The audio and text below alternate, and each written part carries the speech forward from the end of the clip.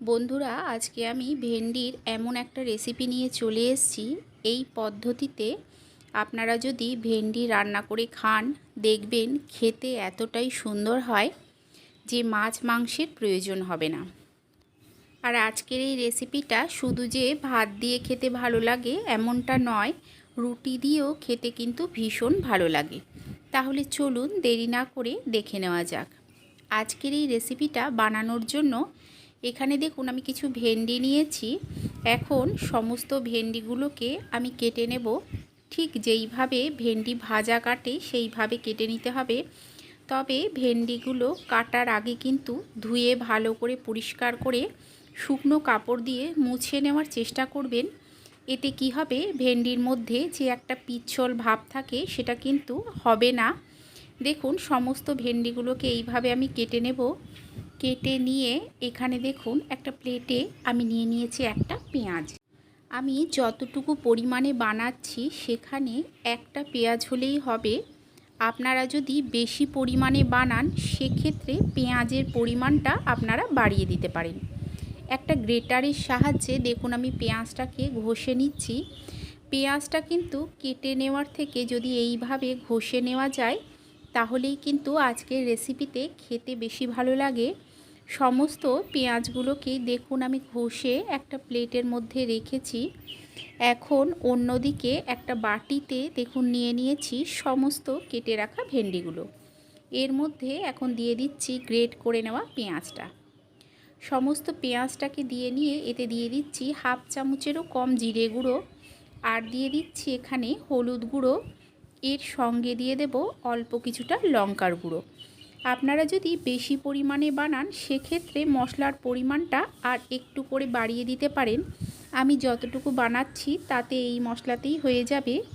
দিয়ে দিলাম স্বাদ অনুযায়ী লবণ, আর দিয়ে দিচ্ছি কিছুটা সর্ষের তেল। তবে এই রেসিপিটা কিন্তু সর্ষের তেল দিয়ে বানালে বেশি ভালো লাগে। তবে অসুবিধে থাকলে সেক্ষেত্রে আপনারা সাদা তেল দিয়েও বানাতে পারেন। হাত দিয়ে সমস্ত ভেন্ডিটাকে মশলার সঙ্গে খুব ভালো করে মিশিয়ে মেখে নিতে হবে।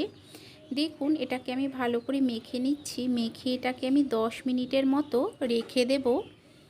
10 মিনিট পর অন্যদিকে আমি একটা দেখুন প্যান বসিয়ে দিয়েছি। এতে দিয়ে দিচ্ছি আর অল্প সর্ষের তেল। ফোড়নে দিচ্ছি কালো জিরে, এর সঙ্গে দিয়ে দেব কয়েকটা চিড়ে নেওয়া কাঁচা লঙ্কা। দিয়ে ফোড়নটাকে কয়েক সেকেন্ড ভেজে নিতে হবে। যখন দেখবেন যে কাঁচা লঙ্কা আর কালো জিরে থেকে একটা সুন্দর গন্ধ বেরোতে শুরু করেছে সেই সময় দিয়ে দিতে হবে সমস্ত ভেন্ডিগুলো। দিয়ে দিলাম একটা ছোট সাইজের টমেটো, আর ভেন্ডির বাটিটা ধুয়ে একদম অল্প একটু জল। এই রেসিপিটা কিন্তু একদম অল্প সময়ে তৈরি হয়ে যায় আর খেতেও হয় ভীষণ সুন্দর।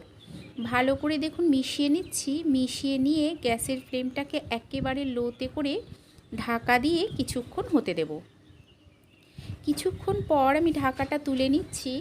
তুলে নিয়ে একবার দেখুন ভালো করে মিশিয়ে নিচ্ছি। মিশিয়ে নিতে হবে। গ্যাসের ফ্লেমটা এই সময় লো টু মিডিয়ামে রাখবেন।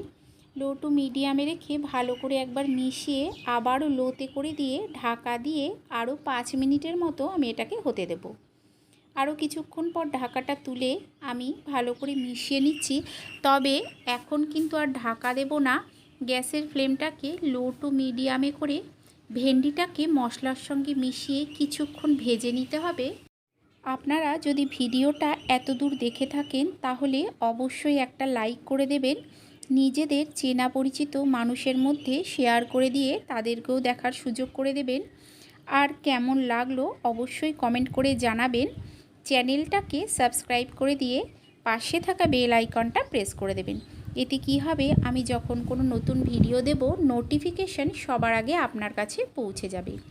অল্প একটু জল দিয়ে দিলাম। জল দিয়ে ভালো করে দেখুন মিশিয়ে নিচ্ছি। মিশিয়ে নিয়ে দিয়ে দেব স্বাদ অনুযায়ী লবণ। লবণটাকে দিয়ে ঢাকা দিয়ে আর অল্প কিছুক্ষণ হতে দেব। কিছুক্ষণ পর ঢাকাটা তুলে নিচ্ছি। তুলে একবার ভালো করে মিশিয়ে নিয়ে এতে দিয়ে দেব আমি কিছুটা ধনেপাতা কুচি। ধনেপাতা কুচিটাকে দিয়ে আর কিছুক্ষণ ভালো করে মিশিয়ে নিতে হবে।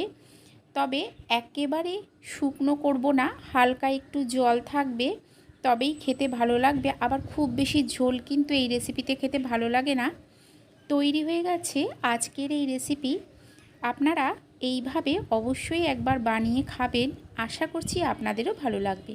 তাহলে চলুন, আপনাদের সঙ্গে দেখা হচ্ছে আরও একটা নতুন ভিডিও নিয়ে।